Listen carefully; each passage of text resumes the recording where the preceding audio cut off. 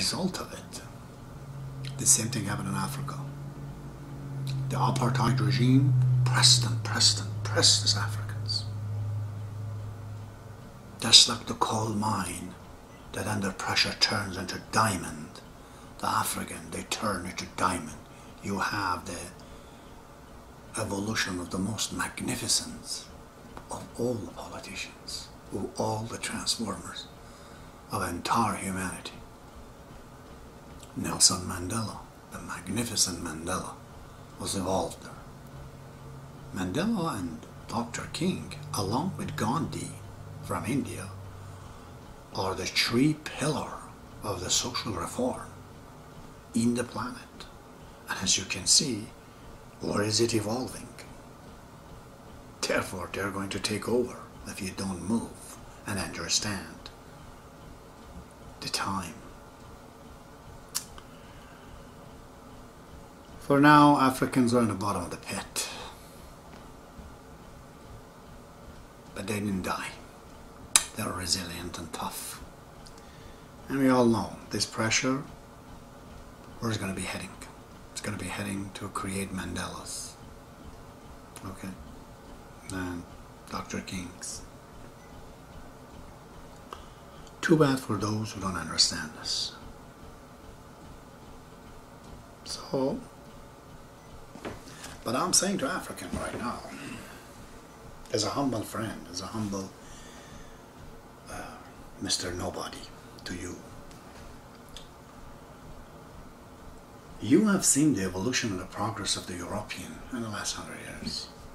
It was two-dimensional. They were only thinking about the economy and the social order. Sure, man needs economy because he has a body.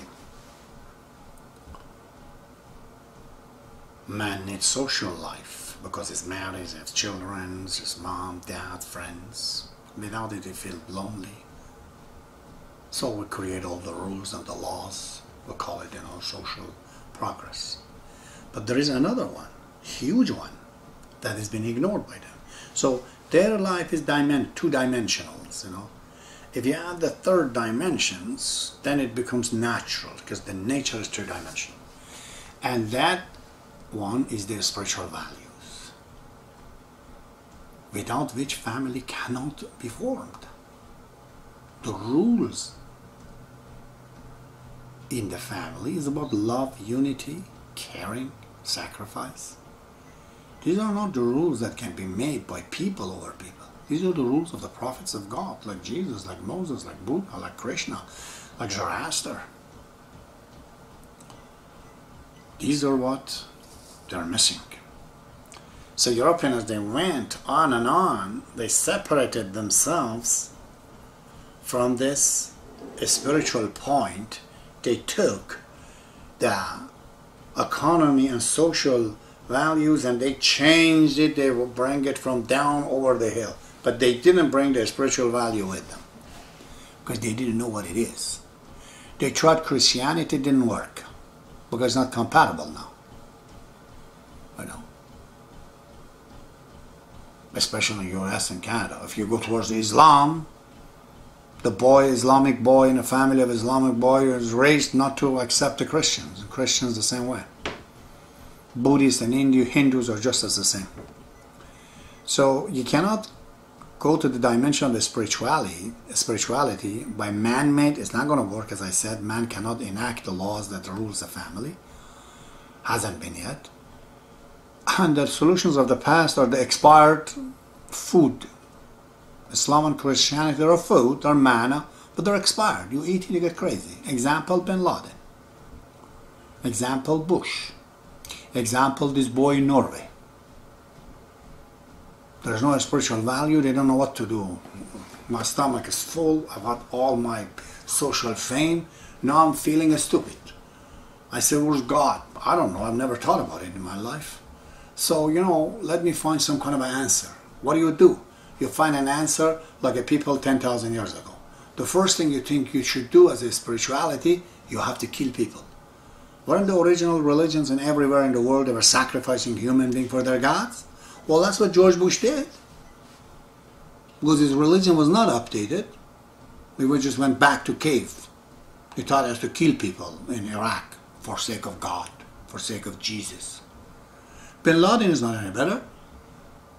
Again, he has all the money, all the social respect, and he finds out what's the meaning of life. I feel stupid. Okay, let's go find out. Get a convoluted idea from Islam, which is not in anywhere in Islam what he does. Killing people. Quran says you kill one person as if you've killed all the people. That means that all the humanity is one. You're not going to knife my heart and say, oh, I didn't kill him, I just bit his heart. Well, the heart is him. You kill him, done. So the fellow thinks that he has to kill Americans or white people and think that's the way God goes. Exactly what this Norwegian boy did. In the line of economy and social progress, when it comes to religion, he has no idea. He knows already Christianity doesn't work, Muslim doesn't work. What do we do? I got to make one. How would you do it? Like your ancestral monkeys some, million years ago. So you're going to wait to find out how to sacrifice people for the sake of gods. That's what they're doing. You don't need to go back to Mayans and Africans and Indians and Neanderthal. Come right now, 20th century, see how for religion's sake people are killing other people to make their God happy. So I'm saying to the Africans, your road is towards a progress. There's no stoppage of that. They can't beat you down more than this. So you're bound to come up, especially as we can see the Europe and North America is going down. They don't understand the spirituality. Their whole race is turning to psychos. They're all becoming sick and crazies. So they die out, you come in. But you got to remember though, don't do what they did. Set the new rule of the spirituality. The nature has its solution. It had when Jesus, Moses, Buddha and others come. Today there is a solution. It's called Baha'i faith. Baha'u'llah has brought 12 principles in the Baha'i faith. He says all this prejudice towards the color, towards the religion, towards language, all of it has to be forgotten. They're not the differences God has made. You go up on the line and say, this is Israel, this is Palestine. God says, where's the line? There is no line. You guys made that line.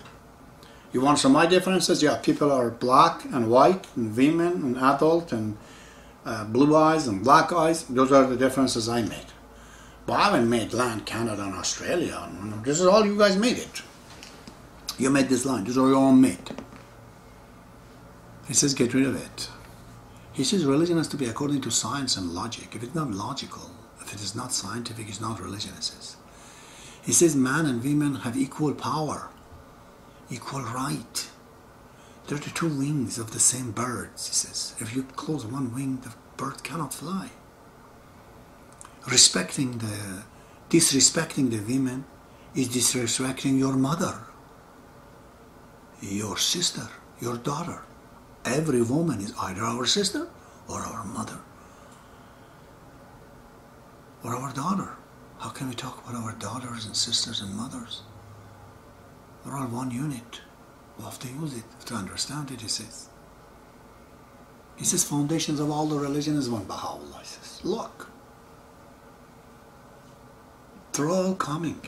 God is like an actor acting a role of a role, just like movies. One day he calls himself Moses, one day Jesus, one day Muhammad, one day, Buddha, Krishna, and today Baha'u'llah. We don't know the real actor. All we see, a movie for 40 years. God is not longer than that, older than that.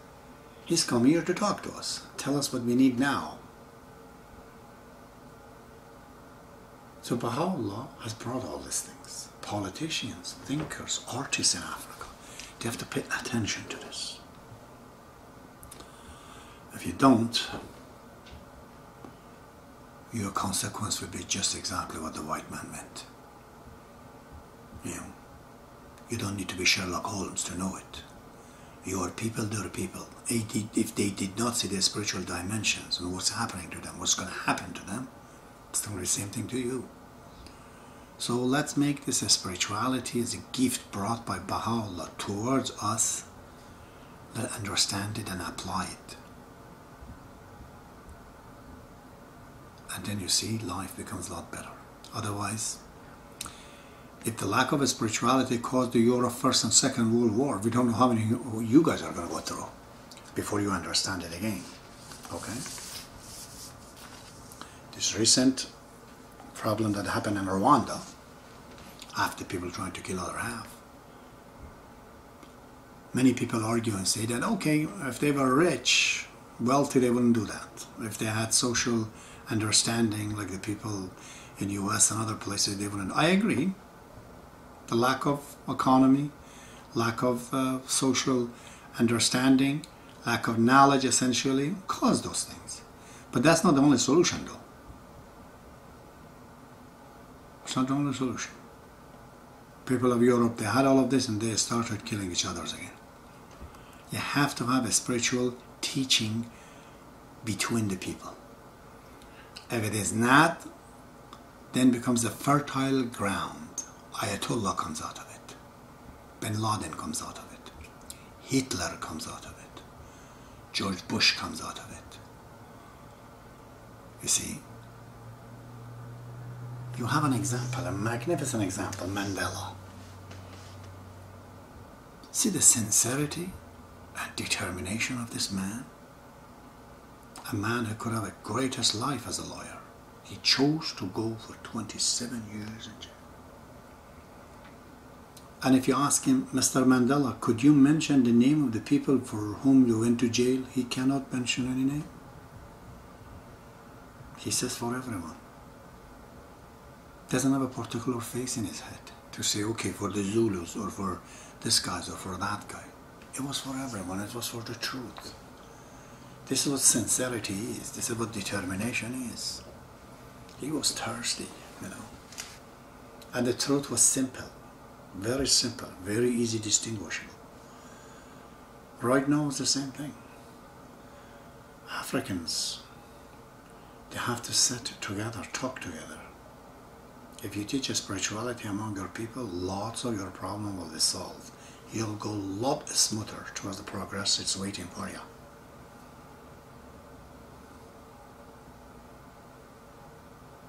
Well, my brother and sister in Africa, I sympathize with everything that's happened to you. I acknowledge to it. I acknowledge to my weakness to be able even to help you. But I had to say what I felt as a human being for you. For the little children, for the mothers, for the sisters. Very well. May God of the truth, may Baha'u'llah, the glory of God, be with all you all. Thank you.